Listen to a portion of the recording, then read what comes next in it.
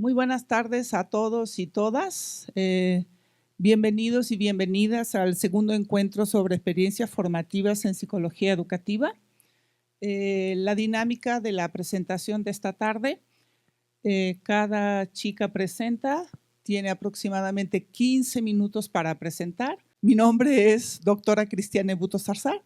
También soy profesora aquí de la universidad, del área 4, pero imparto en la carrera de psicología educativa. Bueno, iniciamos con el primer tema de Adriana Berenice Villegas Arroyo, que estás aquí a mi lado, con el tema Aprendizaje del inglés, su pronunciación, clases tradicionales versus Duolingo. Te cedo la palabra. Hola, buenas tardes. Bueno, pues yo les voy a presentar esto. Como problematización tenemos que para aprender una segunda lengua, muchas veces subestimamos la pronunciación. Este es un tema que normalmente no se toma en cuenta porque tenemos en cuenta otros aspectos, como es la primera lengua materna. Esta lengua materna nos va a dar esta fonetización. Cuando nosotros tenemos esta fonetización, nos va a costar menos trabajo aprender una lengua que tenga que ver con nuestra lengua materna. Es decir, si nosotros tenemos como lengua materna el español, se nos va a hacer un poco más fácil hablar o como segunda lengua, lenguas que tengan estos fonemas más, pues sí, digamos que comunes como en el español. La adquisición de la segunda lengua. Ansures nos comenta que la lengua materna es la que tiene más influencia, como les comentaba. Principalmente, muchos autores nos comentan que la segunda lengua se adquiere con mayor facilidad en las primeras etapas de la infancia. ¿Por qué? Porque el cerebro es más plástico y no hay como este prejuicio de que estoy pronunciando bien, estoy pronunciando mal. Entonces, a esto se va mi investigación.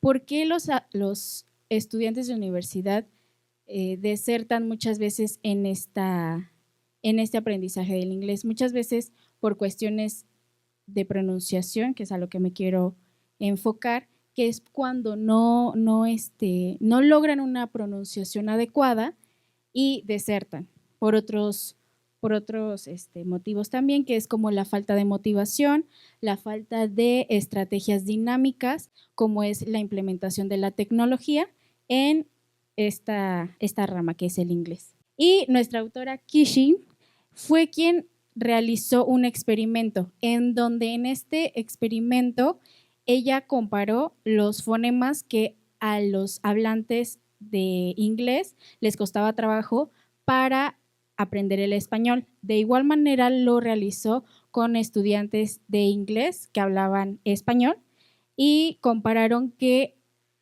aunque tenían idiomas diferentes, la dificultad de la pronunciación era similar. Esto se arregló, digámoslo de esa manera, cuando ella introdujo estrategias y dinámicas como diferentes tareas, no solo en la repetición de los contenidos, porque cuando se repetían los contenidos constantemente, se perdía pues sí, el significado de cierta palabra y solamente lo pronunciaban de manera errónea, simplemente por memoria. Bueno, actualmente existen bastantes aplicaciones móviles en las cuales nos ayudan a sesiones un poco más cortas, en donde puedes enfocarte, no sé, dedicarle el día 15 minutos a esta materia que es el inglés.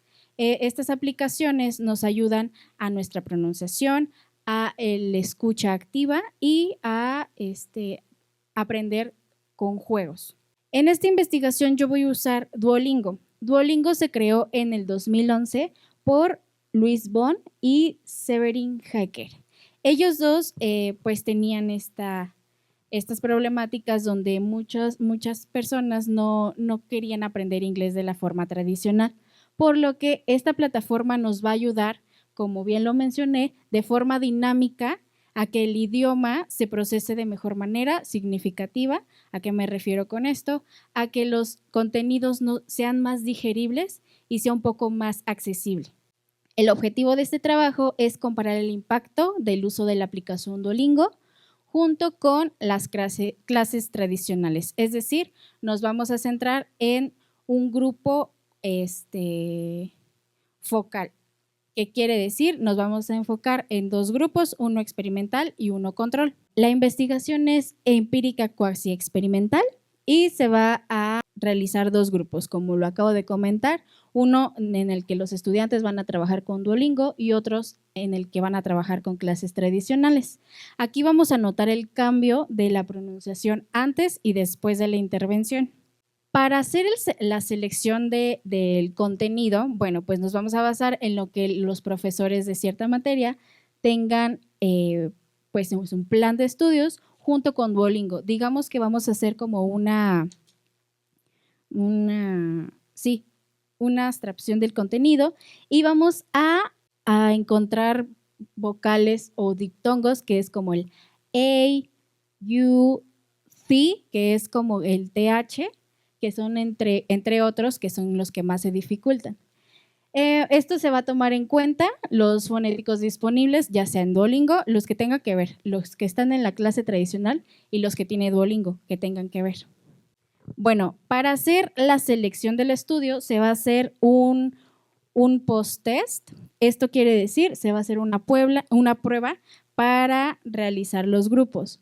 Estos grupos se van a realizar de manera balanceada, ya que en este test, dependiendo a los resultados, vamos a clasificar los grupos. Es decir, si son 10 personas que sacaron excelente calificación, se va a clasificar por esas 3. Excelente calificación, los que tuvieron un resultado bueno, pero no excelente, y los que tuvieron un resultado no tan favorable. ¿Ok? Si decimos que en el grupo de 10 de 10 hay 10 participantes, se va a dividir 5 y 5.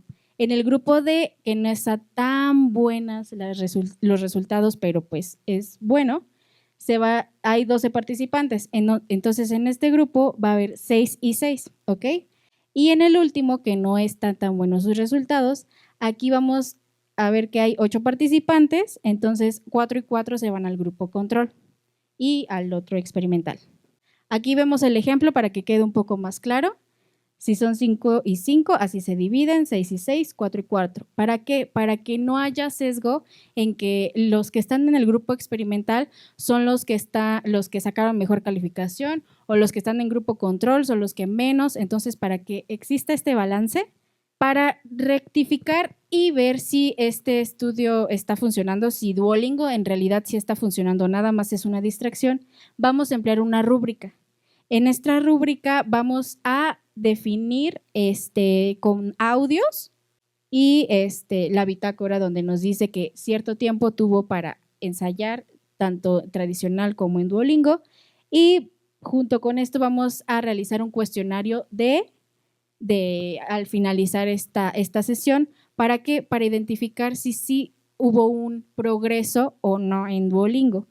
Ahora, esta evaluación la voy a hacer con expertos en el tema, ya sea docentes del idioma inglés, que ellos van a calificar el grado de pronunciación, si están en 5, si están en 10, sea la calificación que ellos requieran.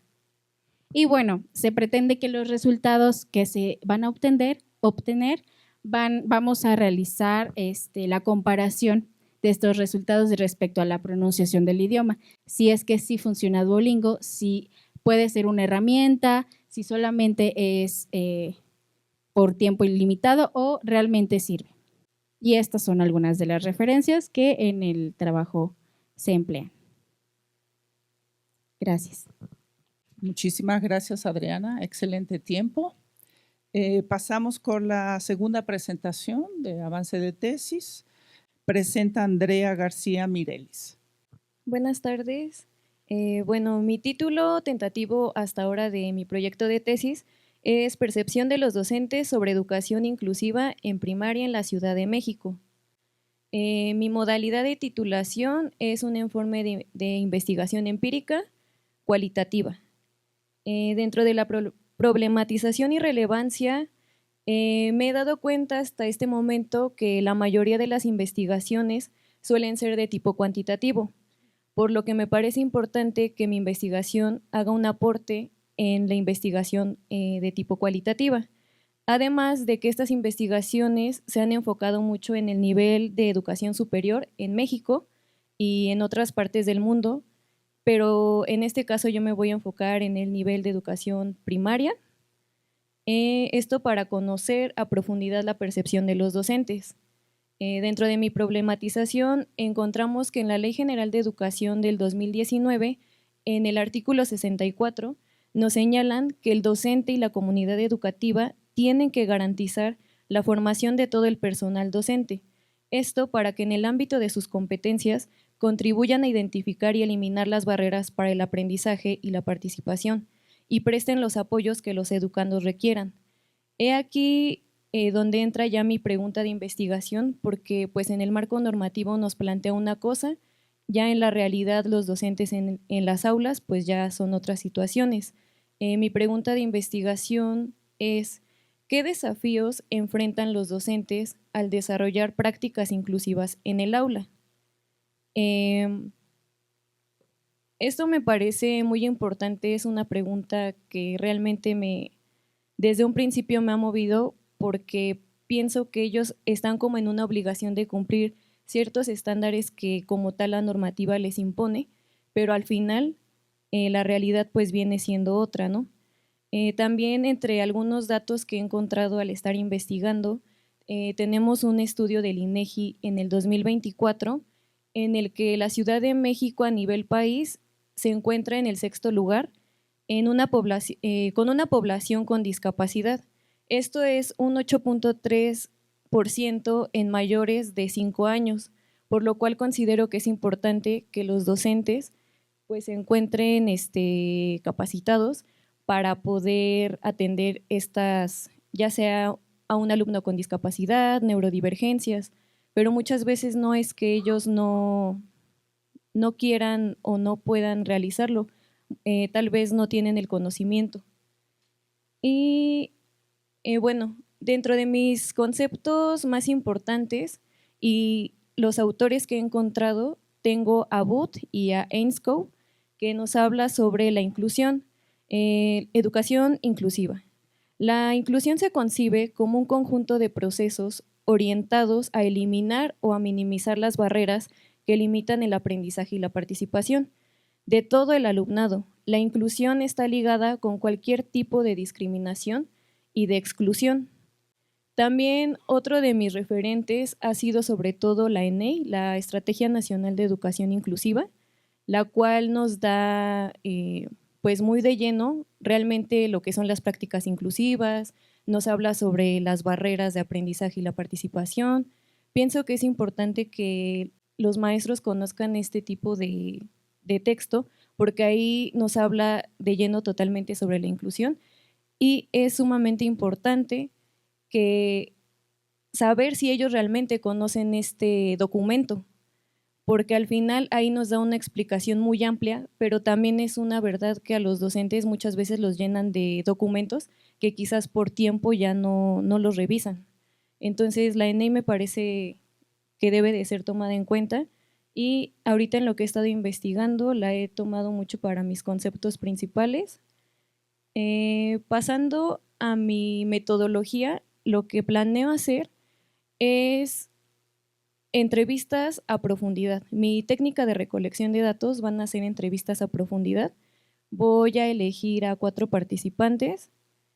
Entre esos voy a elegir a 2 profesores titulares, un profesor de educación física y a el director. Esto con la intención de pues, conocer las diferentes percepciones que tienen, ya que ellos son conviven con los alumnos en diferentes contextos y en diferentes ámbitos. Entonces me interesa conocer las estrategias que ellos implementan de acuerdo, por ejemplo, un maestro titular en el aula, el profesor de educación física con su actividad física, el director que es el que dirige, cómo él, qué implementa, qué estrategias implementa. Y bueno, el objetivo general de mi investigación va a ser conocer y analizar las percepciones que tienen los docentes de nivel básico de primaria en relación con la educación inclusiva.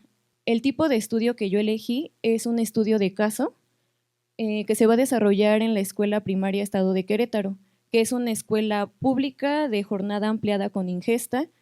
Cuenta con 17 docentes titulares, 3 profesores de educación física, un profesor de danza, 2 profesoras de inglés, una psicóloga educativa, el director, 2 subdirectoras, una ATP en el área de la dirección. Esto con un total de 473 alumnos. Esta escuela está ubicada en la alcaldía Tlalpan de la Ciudad de México, en la colonia Santa Úrsula Xitla, considerada un área rural. Su horario es de 8 a 4 de la tarde y pues los participantes de esta investigación son docentes. Los voy a elegir de manera intencional, que como ya les comentaba van a ser en total 4. Y pues para esta recolección de datos voy a realizar las entrevistas a profundidad estructuradas como mi herramienta principal, y el instrumento de recolección será de mi diseño. Bueno, yo lo voy a realizar. Lo que espero encontrar en mis resultados es pues conocer principalmente las estrategias que los docentes ocupan y si ellos se enfrentan a desafíos, cuáles son esos desafíos. Al final sistematizar todas sus respuestas para llegar a un análisis más preciso y profundo de lo que quiero encontrar, porque bueno, mi supuesto es que yo considero que a lo mejor ellos no se enfrentan a ciertos desafíos, pero ya al hacer las entrevistas voy a contrastar con la realidad que ellos viven. Probablemente ellos no encuentran ningún desafío, o quizás sí. Eso sería todo. Gracias. Bueno, seguimos con Rocío Analí Rodríguez Luis, con el título de la tesis Las competencias docentes en la comunidad de prácticas CETI II. Buenos días. Pues como ya comentó la maestra, ese es mi título de mi trabajo de tesis. Y bueno, primero les voy a presentar lo que es mi marco teórico, más bien de lo que llevo de mi marco teórico. Y primero es importante hablar de lo que es la educación media superior. Este nivel educativo tiene como objetivo formar a los jóvenes, tanto intelectual como moralmente, en un estimado de 6 semestres, que son 3 años aproximadamente.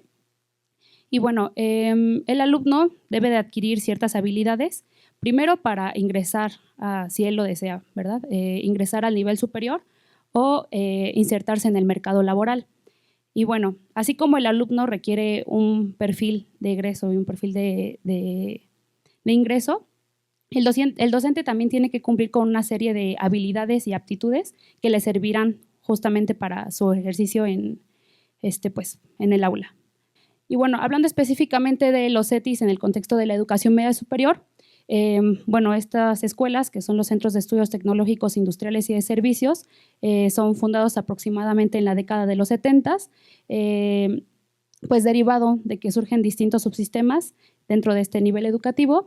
Y bueno, estos bachilleratos, que son bachilleratos tecnológicos, tienen como objetivo fomentar en el estudiante una educación integral, articulando la flexibilidad entre los diferentes sistemas educativos. Es decir, si el estudiante está cursando su bachillerato en una escuela tecnológica, tiene la facilidad de culminarlo, si es que no termina en esta educación tecnológica, pues culminarlo en un bachillerato de tronco común. Y bueno, esto pues, como ya les mencionaba, pues según los intereses y necesidades que tenga el estudiante. Y bueno, al finalizar su formación, los estudiantes de los CETIs obtienen 2 títulos. Uno de ellos es como profesional técnico y el otro pues es pues que culminó su bachillerato, y esto pues es la formación para que continúen con sus estudios universitarios. Y bueno, durante la formación que tienen los estudiantes en los CETIs, se divide en 3 componentes. Primero está la formación básica, que es pues todo aquello que son materias básicas, matemáticas, español. Está la formación profesional, que son lo que ellas llaman materias de carrera, que son lo que tienen que ver con la carrera técnica que ellos seleccionan al al ingresar a estos planteles, y la formación propedéutica, que es la que pues se va dando desde que ingresan hasta que egresan, y pues son todas estas habilidades que los alumnos adquieren para poder hacer frente al nivel superior, perdón. En mi trabajo menciono pues reformas educativas, específicamente aquellas que hayan tenido impacto en el nivel medio superior. Pues las reformas educativas lo que buscan es rediseñar las condiciones sociales de manera que se posibilite la formación de atributos o destrezas específicas para el desarrollo de la sociedad. Es decir, las reformas educativas no son estáticas, sino más bien se van cambiando y transformando con el tiempo en relación con las necesidades que se presenten en la sociedad. Y bueno, también aquí hay como un trasfondo ahí como político. Las reformas que yo abordo en mi trabajo son 4. Una de ellas es la reforma integral de educación media superior. Y bueno, esta reforma se puso en marcha en el año 2008 y busca unificar los diferentes subsistemas, que pues era lo que les mencionaba anteriormente, mediante un marco curricular común. ¿Qué es el marco curricular común? Pues es un currículum que se supondría que deberían de compartir todas las escuelas de nivel medio superior. Entonces, a través de este marco curricular común se hace la unificación entre los diferentes subsistemas que existen en este nivel educativo. Y bueno, este marco curricular común está basado en competencias para así garantizar una formación integral en los estudiantes. Después pasamos a la obligatoriedad de la educación media superior. Este nivel educativo se vuelve obligatorio en el año 2012. Pues buscando una mayor cobertura y retención escolar, es decir, que los alumnos no solo ingresen al nivel superior, sino que también logren terminarlo. Después está la reforma educativa del año 2013, que pues esta reforma está más enfocado en lo administrativo, y de hecho en mi trabajo hago mención de que solo me voy a enfocar en esta parte administrativa, y pues en la parte que trabajaron durante la reforma sobre la evaluación docente. Esto a través del servicio profesional docente, que fue algo creado a partir de la puesta en marcha de esta reforma. Por último, está la nueva escuela mexicana, que pues es algo muy reciente y, como bien sabemos, tiene un enfoque humanista, inclusivo, y también se interesa por esta parte del aspecto socioemocional, ¿no?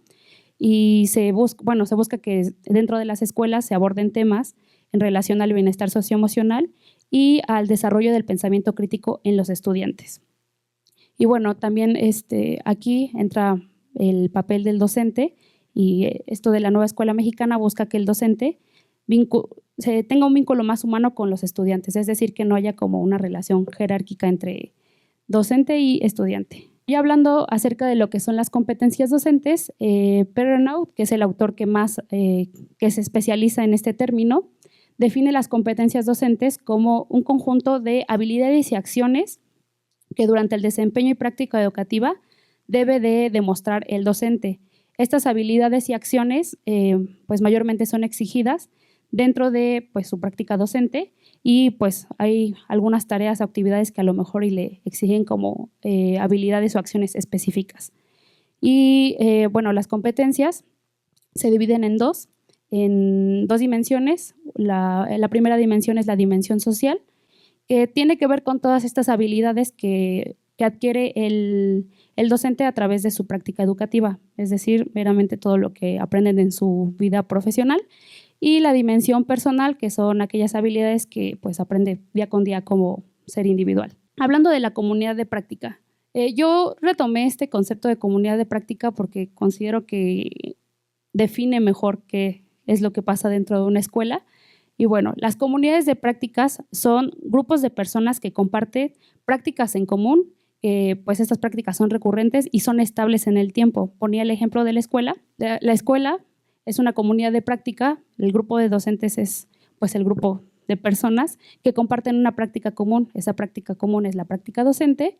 Y bueno, mediante el intercambio y la reflexión conjunta, los docentes fortalecen su desarrollo profesional y mejoran su enseñanza.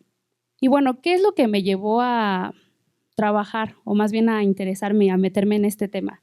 Primero, existen diversas necesidades educativas y sociales en la actualidad. Y uno de ellos es la calidad educativa. Hubo una reforma que fue la reforma integral de educación media superior, también buscaba cómo aumentar la calidad educativa, sin embargo, pues no se logró como se esperaba.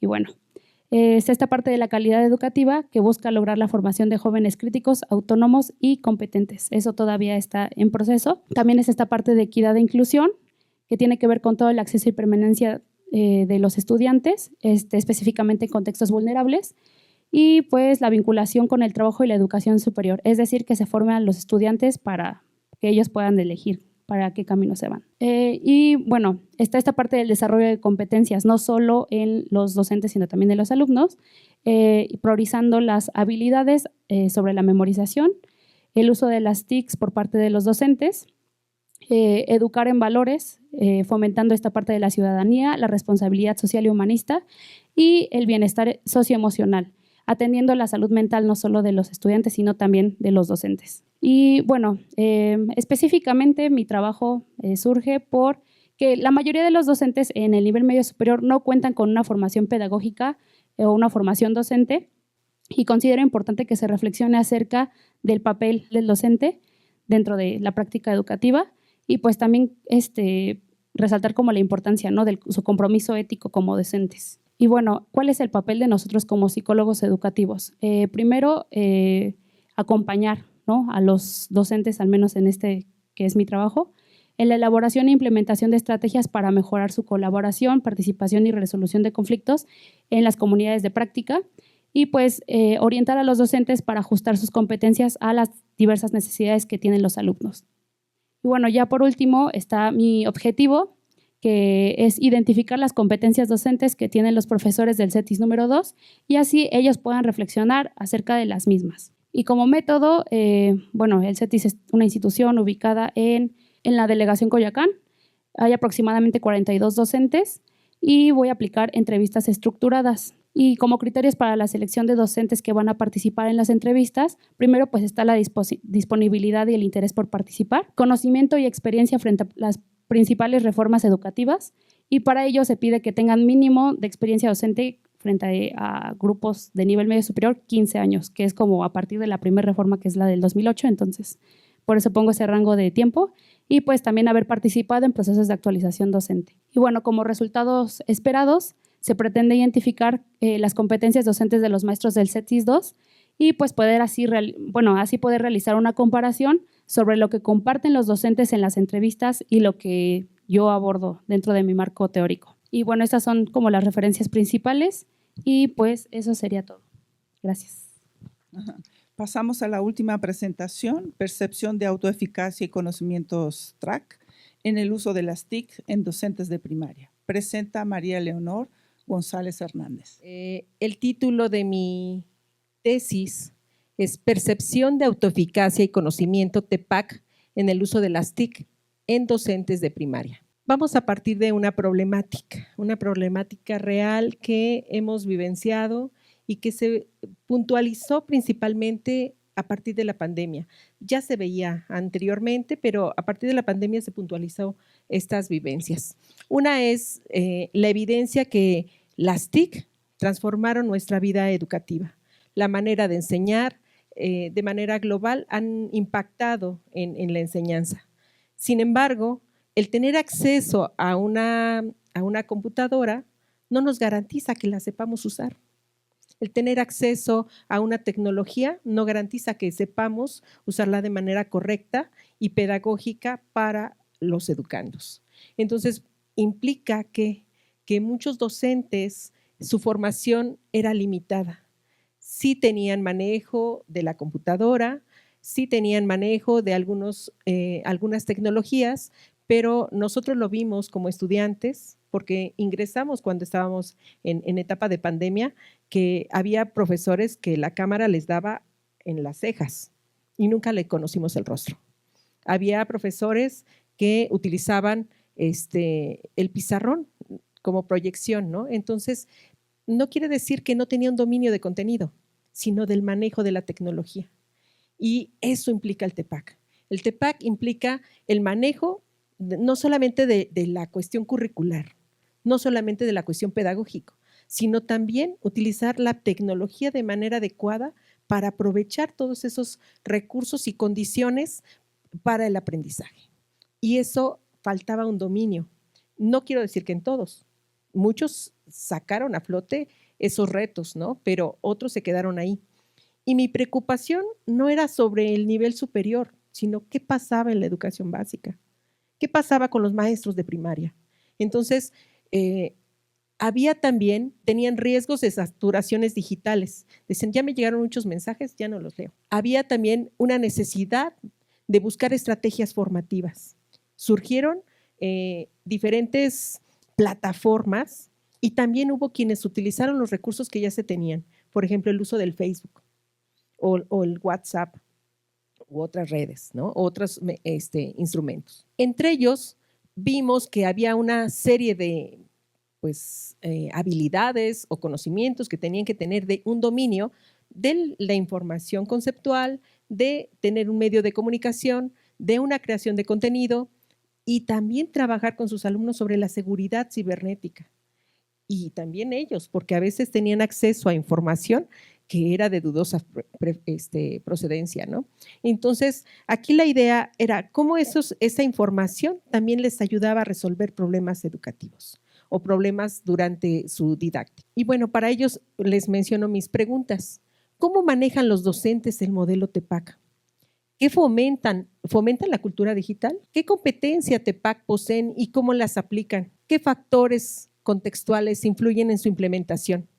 Para ello, tengo como objetivo la identificación de la percepción de la autoeficacia y conocimientos TEPAC en el uso de las TICs por parte de docentes de educación primaria. Como parte de mi marco teórico, tengo el PSK o CPC, que es la habilidad de transformar los contenidos disciplinares en aprendizajes significativos, y en eso me baso en Schulman. Y el TEPAC, que es cómo convertir esos tres conocimientos, conocimiento tecnológico, pedagógico y de contenido, en conocimientos aplicables para los alumnos. En ellos me baso en Coel y en Mirsha. Y la autoeficacia en docentes, que es la confianza del uso pedagógico de las TIC en Leal y Rojas. ¿Qué quiero decir con esto? Por ejemplo, en TEPAC implica el manejo de los contenidos, el manejo, por ejemplo, hay personas que saben enseñar muy bien, pero no saben usar la tecnología. No, les cuesta mucho trabajo incorporar la tecnología. Hay personas que saben mucho, pero no lo saben comunicar. Y decimos, ay, esta persona sabe muchísimo, pero no le entiendo nada, ¿no? Entonces, implicaba toda esta cuestión, vincular todo esto. Y para eso me baso en una escala de autopercepción que utilizaron en Colombia, en la Universidad Pedagógica Nacional, en una licenciatura, en un estudio de la licenciatura, para ver qué tanto los maestros de la pedagógica utilizaban estas herramientas en sus enseñanzas. Y en cuestión de la autoeficacia, también ellos lo utilizan. ¿Qué quiere decir? Por ejemplo, ¿qué tanto el maestro se siente seguro para manejar la tecnología, para retomar los conocimientos previos, para motivar a los alumnos a que hagan una participación con la tecnología o hagan una retroalimentación del tema tratado? Entonces, este círculo tiene que ver como esos niveles en los que el maestro se va adentrando a la didáctica, vinculando la tecnología. Y bueno, tengo una serie de información que sustenta el estado del arte. Voy a mencionar solamente dos. Una es Salas y Rueda, quienes hablan del modelo TEPAC para facilitar un software para enseñar matemáticas y utilizaban videos YouTube y las redes sociales para enseñar este tema. Y bueno, mi enfoque en mi metodología es cuantitativo, es descriptivo, es transversal. Utilizo un instrumento con 46 ítems. Por el momento tengo entrevistados a 25 maestros de escuelas. El requisito de inclusión era que fueran titulares de educación básica, de escuelas públicas y que estuvieran frente a grupo. Un ejemplo, esta es la categorización, el conocimiento del contenido y es el dominio del área disciplinar. Aquí se les preguntó, por ejemplo, ¿Tienes conocimientos suficientes sobre matemáticas? Y bueno, la mayoría estaba de acuerdo. ¿Aplicas un pensamiento matemático? Tengo varios métodos y estrategias de desarrollo de conocimientos matemáticos y tengo suficientes conocimientos sobre la matemática, se aplican de un pensamiento matemático. Sin embargo, no solamente bastaba preguntarles, ¿lo sabes hacer?, sino que nos dijeran cómo o con qué herramientas. Y ellos decían que utilizaban equipo, plataformas, hoja de cálculo, presentaciones de gráficas y diagramas y utilizaban, por ejemplo, el cajero matemático para consolidar valor posicional y absoluto y relativo de los números y encontraban como parte de estas estrategias el cálculo mental, resolución de problemas y avances en el pensamiento analítico de los alumnos. Y como resultados veían la implementación de las actividades en la vida cotidiana y motivación escolar, memorización y resolución de problemas. Finalmente, este estudio lo estoy haciendo en el área de español, matemáticas, ciencias naturales, ciencias sociales y en el uso de la tecnología. Y como conclusión, reconozco que el modelo TEPAC es útil, pero que requiere más formación de los docentes para su aplicación.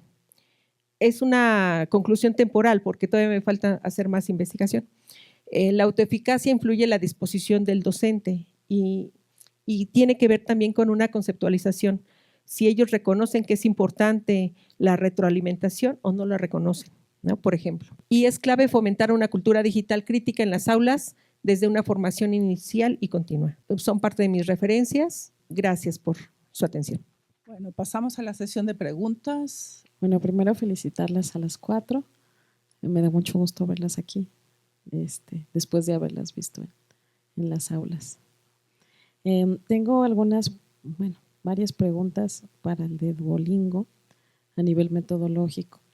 Es decir, no me queda claro cómo vas a controlar el tiempo de exposición de las personas que van a estar usando la aplicación y las que van a estar en la clase tradicional. No me queda claro, ¿esa clase tradicional va a ser la misma para todos o quién la va a dar o cómo va a ser eso? Y tampoco cómo podrías controlar el efecto de otras variables intervinientes como pueden ser la edad, el sexo, el nivel educativo y si en la escuela en que, bueno, es que como no sabemos estas características de la población, no sabemos si en la escuela también tengan clases de inglés, digo que inglés lo están dando en todos lados, ¿no?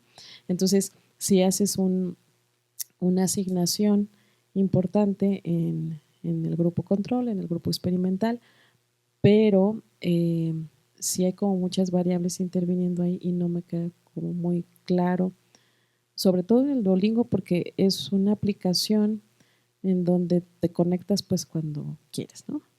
Y si te da doble exp, pues le sigues y le sigues. Entonces a lo mejor pensabas estar 15 minutos en la aplicación y terminas estando 45.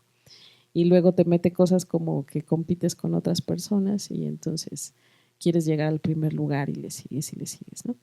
Entonces, eso, sobre todo cómo se controla el tiempo de aplicación, ¿no? En el segundo trabajo, no me queda claro por qué lo que presentas es un estudio de caso. O sea, ¿qué lo hacen que sea un estudio de caso? Y también es una pregunta de tipo metodológico, porque pues, los estudios de caso tienen una serie de propósitos, ¿no? A nivel sobre todo de contribución teórica. En el tercer trabajo, me gustaría que platicaras más cuáles son esas competencias docentes y cómo es que a través de los recursos que estás pensando, que es la entrevista, se puede dar cuenta de esas competencias docentes. Fíjense, hay 2 trabajos sobre percepción, ¿no? Como objeto de estudio. Pero cuando te escucho, me da la impresión que el objeto de estudio pues, es la percepción, no tanto las competencias. Pero bueno, ahí tengo esa duda. Y en el último trabajo, pues más bien es una pregunta como de chisme, porque hay mucho trabajo de campo detrás. Y entonces la pregunta es, ¿cómo has tenido o qué dificultades has tenido en el acceso a la colaboración docente, ¿no? Que luego se dificulta en general. El acceso a las escuelas es difícil, a la escuela primaria más, y más a los docentes, ¿no? Que siempre tenemos resistencias. Entonces, ahí más bien si quisieras compartir cómo ha sido esa parte del acceso al trabajo de campo. Bueno, pues en el caso de la selección de participantes, tengo en cuenta o quisiera realizarlo en el CEAL, que es donde tengo el acceso, que es la comunidad universitaria. No me estoy, digamos que, enfocando tanto en la edad. ¿Por qué? Porque es variado, o sea, es amplio la gama. Todavía falta investigación acerca de cuál es la población que realmente acude, quién es la población que va más avanzada o que realmente sí lo toma en cuenta, porque muchas veces nos inscribimos y no es tan relevante como quisiéramos. Entonces, esa es la primera. Quisiera que sea en el CEAL, con las sesiones que normalmente tienen de clase, se dividiría el grupo, ya sea pues el control, los 3 grupos que son los experimentales, y en estos grupos las sesiones serían de 40 minutos. En estos 40 minutos es cuando las personas están realizando, pues digamos que su formación en Duolingo y en las clases tradicionales. Es decir, esto es ¿para qué? Para que yo tenga noción del tiempo en que están usando la aplicación, porque sí, la aplicación la pueden usar, de hecho se puede, digamos que programar. Al día quiero nada más 3 minutos, quiero solamente los fines de semana. Entonces sí, se puede programar, pero la intención es que para yo tener esa visualización de que realmente le están poniendo el enfoque a la rama que es la pronunciación, porque Duolingo también se divide en ciertas ramas. Puede ser no solo la pronunciación, tiene la parte de que puedes competir con otras personas, tiene la parte del juego, pero también de ensayos con otros. Es decir, te conectas y platicas. Ahí puedes practicar tu pronunciación, pero también el dominio de cierto contenido. Vaya. Entonces, es lo que pretendo hacer en un grupo control.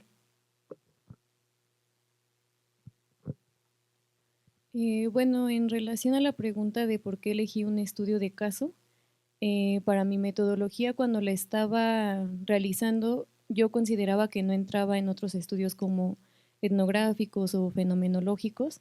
Sentía que era con el que más encajaba, ya que sí mi título conlleva la Ciudad de México, pero es un caso particular en una escuela en específico. Entonces, con situaciones particulares que son las que quiero revisar en particular, y sentía igual revisando con mi profesor que era lo que más iba acorde a un estudio de caso.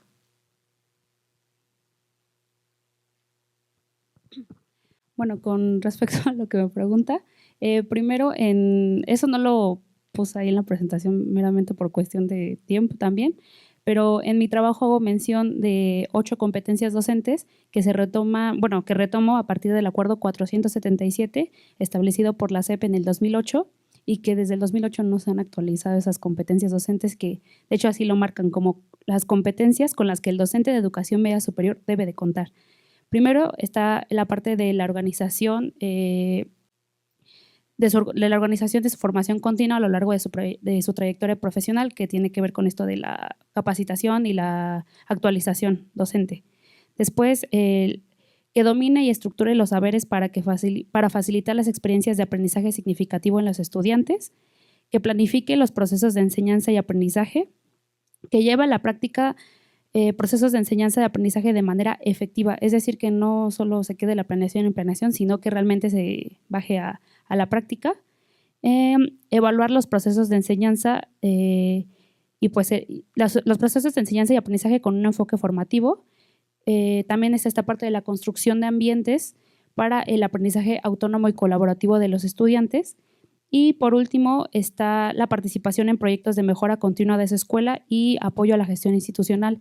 Es decir, pues no solo que sea el docente frente al grupo, sino que también toda esta parte que hay detrás administrativa, ¿no? Entonces son esas las 8 competencias a partir de las que yo trabajo. Y también preguntaba acerca de cómo es que los docentes reconocen esas competencias, ¿no?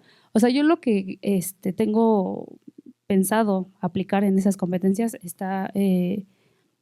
trabajo con diferentes categorías donde se pregunta su formación, a lo mejor qué conocen acerca de las reformas, porque de hecho se me hizo ahí una corrección en mi entrevista, porque yo preguntaba, ¿conoces qué son las reformas? Y me decían, te van a decir que sí, ¿no? Pero ¿qué? ¿No?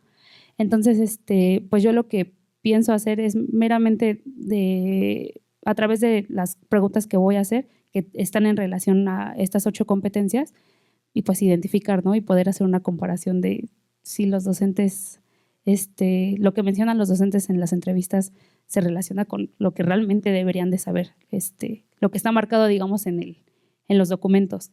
Y nada más para recordar, me había dicho que es más como un trabajo de indagación.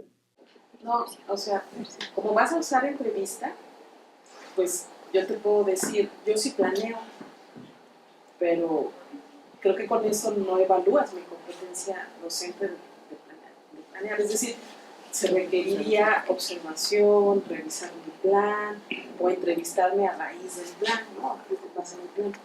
No es suficiente con preguntarme qué tan bien evalúo, qué tan bien planeo, qué tan bien hago mi gestión. O sea, creo que la herramienta es entrevista, ¿no? ¿Tienes pensado? Quizá queda limitada si lo que quieres es evaluar o identificar competencias. Si quieres saber qué percepción tienen de, eso es. Ok, sí, de hecho, en un principio yo pensaba utilizar las entrevistas en complemento con la observación, ¿no? Sin embargo, por igual ya se viene que la próxima semana se acaban las prácticas, pues ya no de ese tiempo, y no todos los maestros te dan el acceso a su clase, ¿no? Porque saben que los estás investigando, los estás observando, y pues eso pues, también afecta en la manera, a lo mejor a lo que ellos normalmente o tradicionalmente dan su clase. Entonces, pues eso, y gracias por sus comentarios, maestra. En relación a mi experiencia, primero, bueno, tengo una formación inicial, que soy maestra normalista y tengo contacto con maestros. Y otra soy mamá. Entonces, aproveché esas 2 herramientas. Una, busqué a maestras de escuelas públicas que hayan sido maestras de mis hijas, y otra, conocidas. Ese fue el primer acercamiento. Pero ahí también me encontré a dificultades, porque había quien decía, sí lo sé hacer, pero efectivamente sí lo sé hacer, pero no me decían cómo. Entonces tuve que ir descartando esas entrevistas, sino visitar escuelas. Ahí me encontré a dificultades, por ejemplo, pues los calendarios escolares. Estaba el 1 de mayo, 5 de mayo, 10 de mayo, Día del Maestro. Entonces, había muchas dificultades de organización y me decían, sí, pero para tal día, hoy no puedo atenderte. O saliendo de mi reunión, o mejor vente un día que sea consejo técnico porque aquí nos agarras a todos. Y eso fue lo que hice. Eso me ayudó para acercarme a ellos y platicarles ahora sí de una sola pasada en qué trataba mi tema de investigación, y que no era como juzgarlos, más bien valorarles sus competencias, valorar su trabajo y ver qué hace falta trabajar. Solamente de esa manera, sin verse juzgados. Y esa creo que fue también una llave para que me dieran acceso a su información. Y bueno, todavía me falta. La idea es que ya que pasen la temporada ahorita de entrega de calificaciones de las escuelas públicas, seguir visitando escuelas para seguir recabando mayor información. No sé si. Muchas gracias.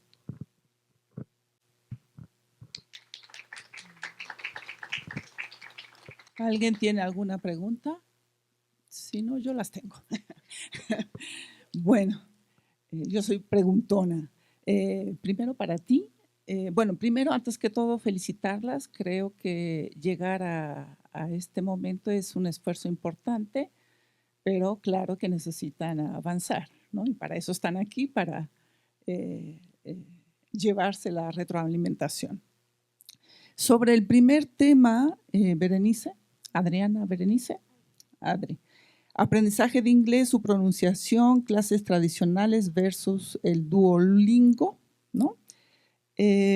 Yo leí detenidamente tu escrito.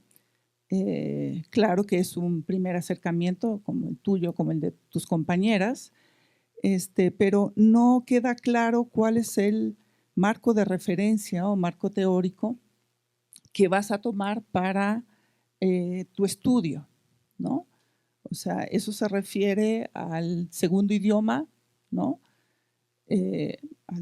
Al inglés como segundo idioma o en algunos casos primer idioma, ¿no? Porque aquí tú refieres a varias teorías que en principio estas teorías no hacen referencia al inglés, ¿no? Pueden ser abordadas algunas ideas, pero hay que ver cómo, a ver si otras investigaciones refieren a estas teorías del aprendizaje. Porque tú citas a Piaget. Piaget no estudió eso, pero alguien puede tomar como referencia la epistemología genética de Piaget, pero tendrías que encontrar artículos, tesis, capítulos del libro que refieran a esta teoría y cómo la usan, ¿no? Lo mismo para Vygotsky. Después, más adelante, pues sí hace referencia a la gramática universal de Chomsky, pero es solo una cita, ¿no? Entonces, ahí tienes un elemento importante, pero pues también tendrías que decir cuál. Y así te refieres a varios autores, pero los autores son, a lo mejor algunos pueden ser clásicos, habría que diferenciar los autores clásicos de los no clásicos, porque las referencias son muy viejitas, 94, 2004, 2006, 2010 y ya estamos en 2025. Entonces tendrías que ver a lo mejor si esos mismos autores tienen trabajos más actualizados, ¿no? Esa sería una primera pregunta.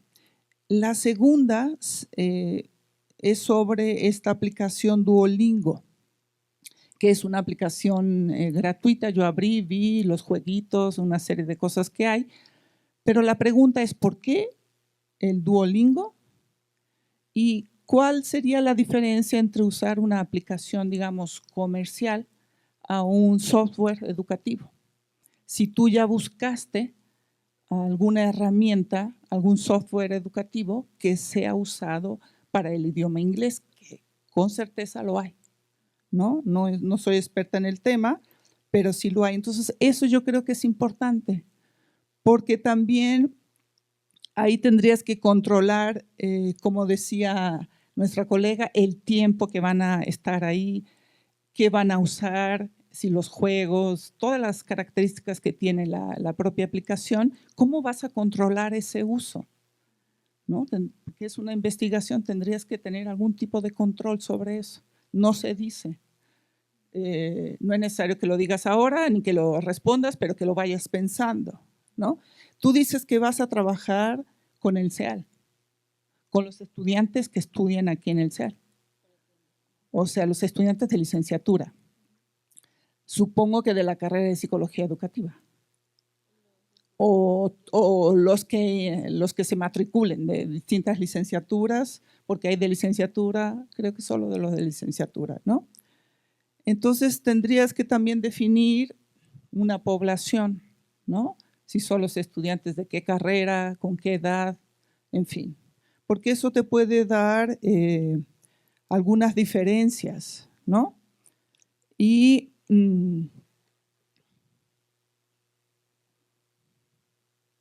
dices que vas a usar entrevistas, ¿verdad? Pero también hablaste de un diseño pre-post. Sí, tienes un grupo control y un grupo experimental, pero hablaste de grupo focal. Entonces no entendí ahí la referencia al grupo focal en ese diseño metodológico. Y en el objetivo general refieres a comparar el impacto del uso de la aplicación. Ahí yo creo que mejor suavizar la palabra porque hablar de impacto es muy fuerte, ¿no? Y hablas de las características, los aspectos, te vas a concentrar en los aspectos fonéticos y fonológicos, Entonces, si vas a seleccionar esta aplicación Duolingo, tendrías que ver si esta aplicación, cómo está trabajando esta aplicación, los aspectos fonéticos y fonológicos. Y si eso, ¿tú eres hablante del inglés? Bueno, tendrías que tener una codirectora o un codirector que sea hablante del inglés, ¿no? Porque te puede ayudar muchísimo, ¿no? Esas serían mis preguntas para ti, ¿no? También refieres a que la tecnología transforma la educación, pues te diría cómo va a transformar la educación y cómo la aplicación de Duolingo va a ayudar a los estudiantes a aprender a tener un mejor inglés, ¿no? Y aquí te aparte un artículo que te puede ayudar.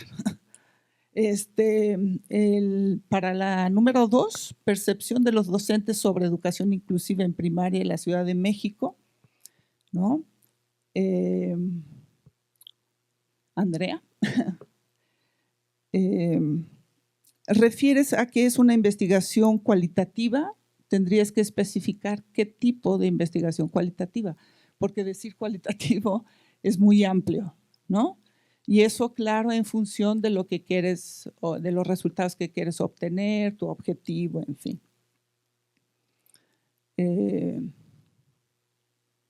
No, creo que refieres después a la población, ¿no? Pero en tu escrito no, ¿no? Ajá, sí. 4 profesores, 2 profesores titulares, un profesor de educación física y un director. Y un poco lo mismo que nuestra colega te decía de las estrategias, o sea, si tú vas a aplicar una entrevista, ¿no? Y tu objetivo es investigar sobre la percepción de los docentes sobre la educación inclusiva en primaria, es eso, ¿no? Y quieres ver algo sobre las estrategias que ellos utilizan. Ciertamente la estrategia que usa un profesor de primaria para enseñar, porque es un profesor que enseña todas las materias, no va a ser la misma estrategia que usa un profesor de educación física. Y lo mismo un director. Un director no va a usar una estrategia didáctica, es una estrategia administrativa. El profesor de educación física sí, pero el objeto de estudio es distinto, ¿no? Entonces, ¿cómo vas a lidiar con eso y por qué escogiste a esos profesores? ¿Por qué un profesor de educación física? ¿Por qué 2 profesores titulares? ¿No? ¿Y por qué un director? ¿No? Y si con el instrumento de investigación tú crees que vas a utilizar es suficiente para obtener esa información y para responder tu pregunta de investigación, ¿no? Rocío, ¿no? ¿Es la tercera? Competencias docentes, comunidad de práctica, educación media superior, ¿no? Tercera. Vas a trabajar con los CETIs y hablas de este enfoque de comunidades de práctica. ¿Sí lo conoces? ¿A qué autor te estás refiriendo? Era importante que lo mencionaras, a lo mejor en una otra oportunidad, ¿no? Hablas de una serie de competencias que el profesor debe tener, ¿no? Y dice, resultados esperados. El trabajo de tesis que estoy construyendo espero que me permita dar respuesta a lo que estoy buscando, identificar las competencias docentes de los profesores, ¿no? También tendrías que tener claro a qué te refieres por competencias, ¿no? Porque hay mucha bibliografía en ese sentido, ¿no? ¿A qué tipo de competencias docentes te estás refiriendo? ¿No? Hacer mención a esas competencias, ¿no? Y son entrevistas semiestructuradas con los docentes, estructuradas, ¿no? Bueno, vas a tener que tener un guión de entrevista, supongo. Yo creo que tal vez podrías pensar en otro instrumento, ya que vas a ver las competencias, ¿no? Y la entrevista podrías tener una escala, ¿no? Para ver competencias pedagógicas, competencias docentes, y después seleccionar a esa población y seleccionar un número de profesores y hacer esa entrevista a profundidad. Eso te daría información, ¿no? También, no sé si te lo van a permitir, ¿no? Pero tendrías que estudiar un poco la práctica del profesor. Claro que no vas a poder hacer todo eso en una tesis de licenciatura, pero tienes que tener como muy claro cuál es tu foco de atención, ¿no? Y la última, sí, señorita, si a usted la conozco, Leonor. Percepción de autoeficacia y conocimientos TEPAC en el uso de las TICs en docentes de primaria. Creo que tienes bastante claridad aquí en tu escrito. Dices, tu pregunta de investigación es la percepción de autoeficacia y el nivel de conocimientos TEPAC en el uso de las TICs por parte de docentes de primaria.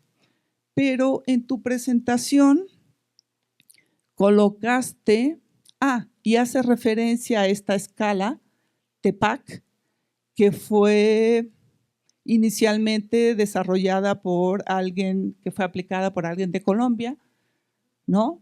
Esta escala de autorreporte de conocimiento, que es la que tú vas a aplicar. Termino la pregunta. Supongo que ya está validada con población mexicana, o tu propio estudio también puede ser parte de la validación, pero cuando refieres a los resultados, y dices que vas a evaluar matemáticas, español, ciencias sociales y tecnología, ¿no? ¿Podrías poner una de las imágenes donde dice algo de matemáticas? La pregunta sería, ¿por qué tanto contenido? O sea, vas a evaluar español, matemáticas, ciencias sociales y tecnología. Tendrías que especificar qué de español, qué de matemáticas, qué de ciencias sociales y tecnología. Dices, resultados matemáticas, herramientas, material didáctico, estrategia de refuerzo y resultados, ¿no? Yo tendría comentarios en todos esos aspectos, pero nada más me voy a detener a una para no hacerlo largo, para que puedas responder, ¿no? Dices, estrategia de refuerzo. Mi pregunta es, ¿por qué estrategia de refuerzo? La resolución de problemas no es una estrategia de refuerzo. ¿Ok? El cálculo mental, tampoco. La investigación, tampoco. Y el pensamiento analítico, tampoco, porque es una característica del pensamiento matemático. Entonces, después te vas a material didáctico, regletas, acertijo, cajero matemático, el cajero matemático, para consolidar el sistema de numeración decimal, indoarábico, supongo, y el método Singapur, que son cosas distintas ahí. Entonces, mi preocupación es, si vas a abordar cosas tan distintas, o sea, disciplinas como español, matemáticas, ciencias sociales y tecnología, y yo estoy viendo nada más el resultado de matemáticas y estás colocando una palabra que dice estrategia de refuerzo, mi pregunta, que no es una estrategia, ninguna de esas es una estrategia de refuerzo. Mi pregunta es, ¿qué vas a encontrar si no estás haciendo la pregunta correcta? Entonces, ¿por qué no quedarte a lo mejor nada más con 2 materias, ciencias sociales y tecnología, o matemáticas y tecnología, porque la tecnología está en todo, o tecnología y español, o tecnología y matemáticas? Creo que podría ser más fácil, y ahí también tendrías que hacer como un análisis más fino, ¿no? De qué se entiende, qué es una herramienta, a qué tipo de herramienta te refieres, qué se concibe por material didáctico, cómo se conceptualiza una estrategia de refuerzo y en función de eso, ¿qué resultados vas a encontrar? Porque si estás buscando cosas que no tienes bien claras, los resultados también pueden no ser claros. Y ya, sería más que nada una recomendación, ¿no? Pero todo lo demás me parece muy interesante. Ya, les cedo la palabra, pero en el orden. Bueno, pues en el documento yo lo que traté de hacer fue resumir varias cosas porque no incluí algunos artículos, por ejemplo, en el caso de las teorías, como es la de Piaget, Vygotsky y el último y Chomsky, entre otras, traté de hacer lo más relevante a mi entender, para que tuviera un poco de este contexto a la problemática. Pero sí, todavía me falta bastante porque este es digamos que un acercamiento a lo que yo quisiera hacer en el CEAL. Todavía no sé si voy a tener el acceso. En caso de no tener el acceso, me tendría que ir a otra universidad porque mi plan es realizarlo en estudiantes universitarios. Parte de mi investigación en varios artículos mencionaba digamos que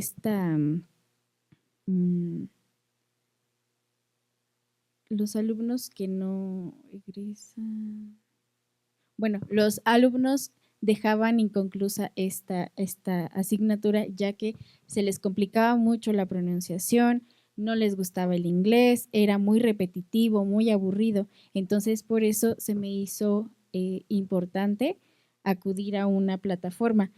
Principalmente pensé en realizar un tipo de aplicación por mi parte y con apoyos tecnológicos que tengo a la mano, pero se me hizo más complejo.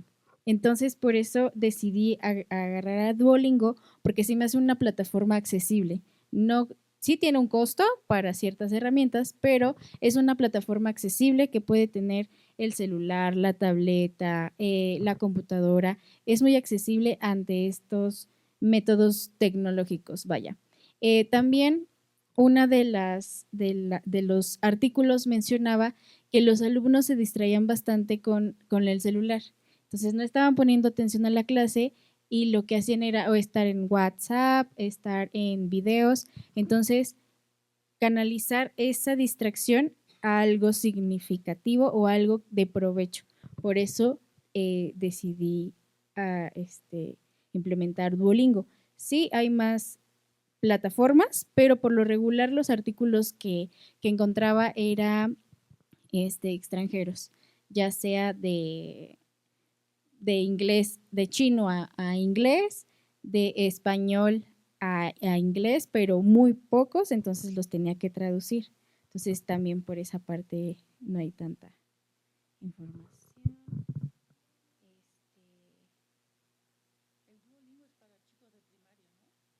Duolingo es para todas las edades. De hecho, antes de ingresar, te pide crear una cuenta y te hace como un diagnóstico. Este diagnóstico dice si estás en A1 a C3.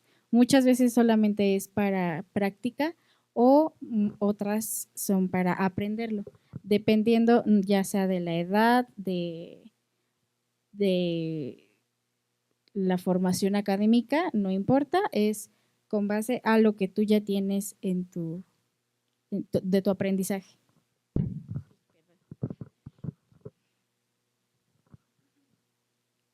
Bueno, en relación a lo de las entrevistas, como tal, no sé si serán suficientes. Originalmente no pensaba en entrevistas, pensaba en un grupo focal, pero también pues por los tiempos de los docentes se me hacía más práctico pues realizar entrevistas. Como tal, repito, no sé si van a ser suficientes.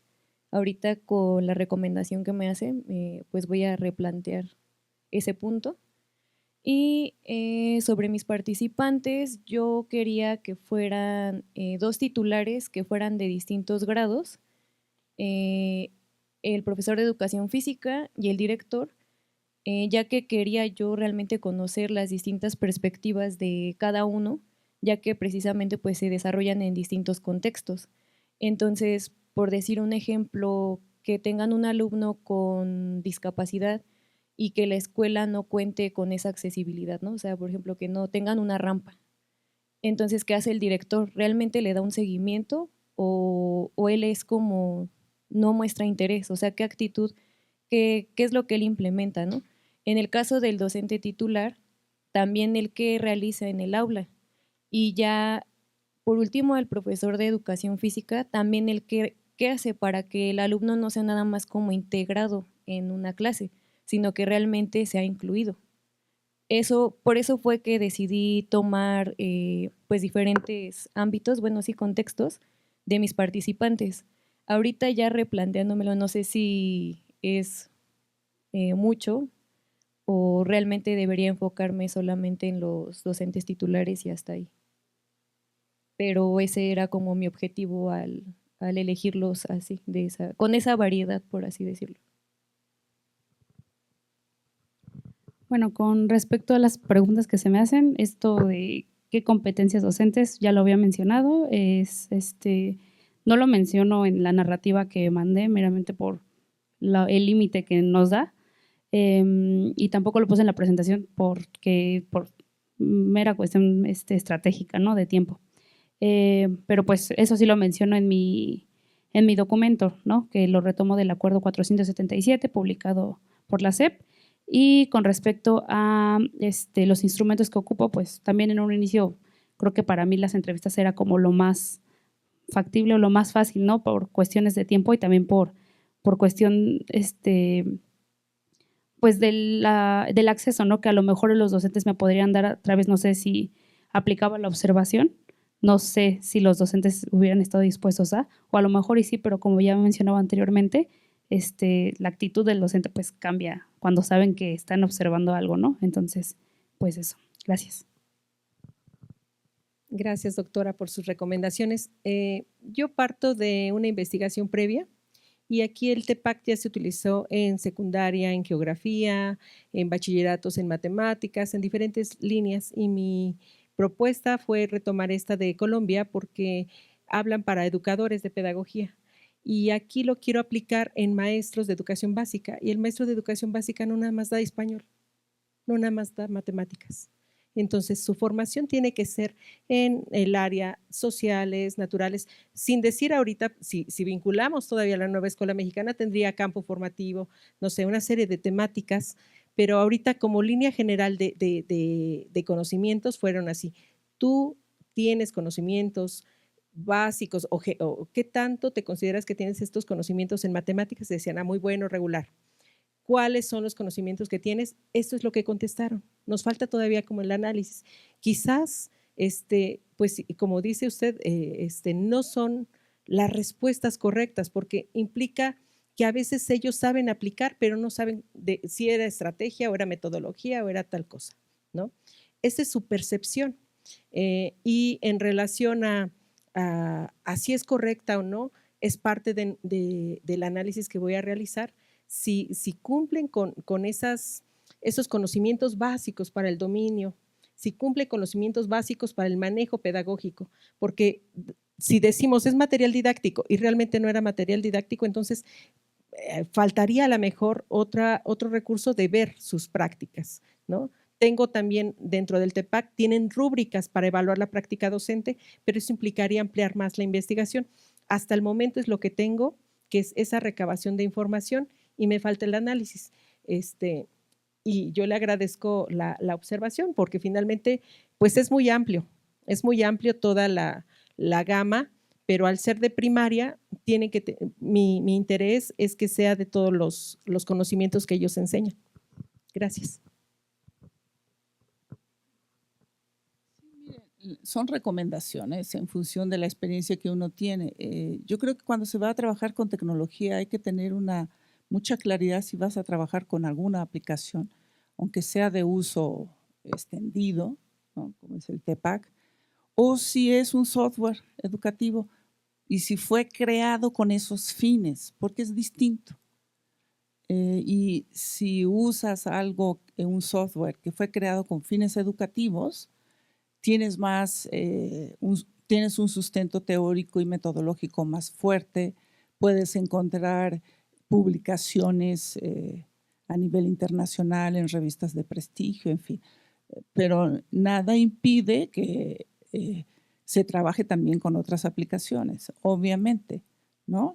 Pues esas serían mis recomendaciones. No es para que se espanten ni para que respondan todo aquí, son comentarios y observaciones y obviamente sus asesores y asesoras pues les van a retroalimentar muchísimo más, ¿no?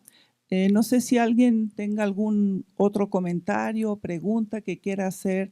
Para la compañera de la plataforma de Duolingo, vas a pedirles que paguen la plataforma porque las funciones que tú pides son las que se pagan. Porque, bueno, yo lo uso como hobby, no porque necesite aprender, pero pues no pago y lo que se hace ahí pues es un repaso gramático, no de pronunciación. Entonces, si tú quisieras aplicar la parte de pronunciación y de escucha, listening, sería pagándolo. Entonces, si no te funciona, ¿qué otra estrategia utilizarías? Bueno, pues yo también la he utilizado y muchas veces te da como ciertas tiempo. Por ejemplo, yo lo usé para precisamente el trabajo, lo usé mediante 4 meses y me daba una promoción de 1 mes, te daba gratis, o sea, puedes acceder a esa parte de listening, ajá. Bueno, puedes acceder gratis por 1 mes. Entonces, esa es la estrategia, usarlo gratuitamente. En caso de que no, pues ya sería contemplar otro tipo de recursos. ¿Alguien tiene alguna pregunta, sugerencia para sus compañeras? Bueno, creo que si no hay más preguntas, damos por finalizado la mesa referente a estos temas de avances de tesis. Gobierno de México.